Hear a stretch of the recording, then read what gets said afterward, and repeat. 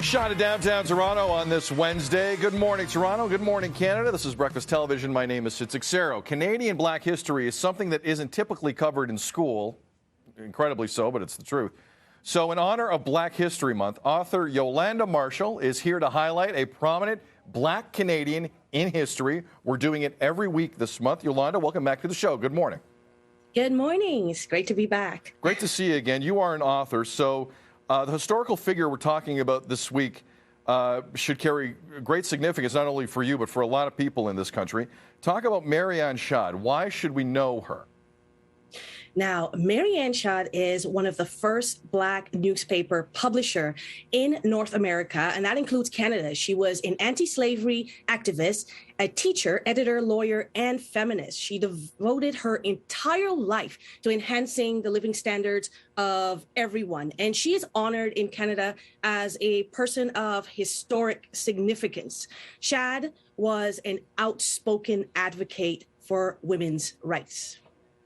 How difficult must it have been, Yolanda, back then to not only be, when you were a person of color, to be part of a newspaper, period, let alone in this capacity?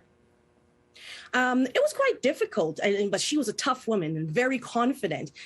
Even establishing a newspaper, it had to, she used her brother's name in certain instances. As we know, being a woman and being a Black woman carried like a double whammy for discrimination. But it did not deter her from becoming so amazing. So in 1823, Marianne Shad was born in Wilmington, Delaware, to free African-American parents, and her father was active in the Underground Railroad. Growing up, her family home was a refuge for enslaved Africans. In 1840, 16-year-old Marianne Shad opened a school for African-American children.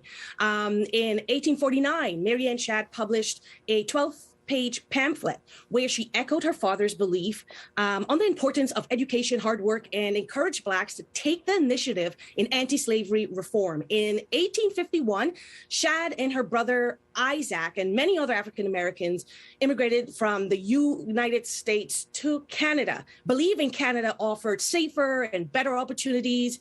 In Windsor, Shad established a racially integrated school, and she also married a Canadian, Mr. Carey.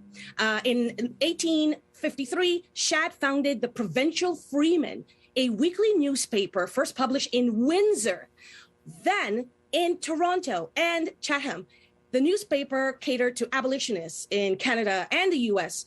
Serving as the chief editor, Shad was committed to anti-slavery issues. The newspaper endorsed that self-reliance is the true road to independence. Until 1860, the newspaper successfully promoted Black political voices and informed African Americans who migrated to Canada of opportunities. In 1883, Shad graduated as a lawyer at 60 years old, becoming one of the first Black women to earn a law degree in the United States, which she had moved to after her husband had died. And she spent the rest of her life practicing law. And in 1893, Shad died in Washington, D.C. after her battle with cancer. So looking at the totality of it and her influence on the school system is extraordinary as well. What a person. How do you sum up her contributions to this country? You know what? Thanks to Canadian human rights fighter like Marianne Shad, Carey, after she was married, became a Carey. She was a hero, a risk taker. And because of women like herself, we attend racially integrated schools, right?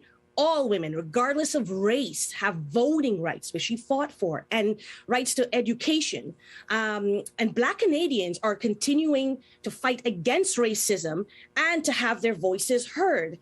And as a Black writer myself, we can publish our stories to inform, represent, and empower others. So Marianne Shad, Carey, as some people will call her, is very close to my heart, and I am inspired by her. Marianne Shad, an extraordinary character. We don't have enough time to do her justice, but just to learn a bit more about her today, Yolanda, we appreciate it, and thank you for that. Again, we're going to do this every week in February, Black History Month. Yolanda, we appreciate it. Thank you very much. Have a good day. Thank you for having me. Take care.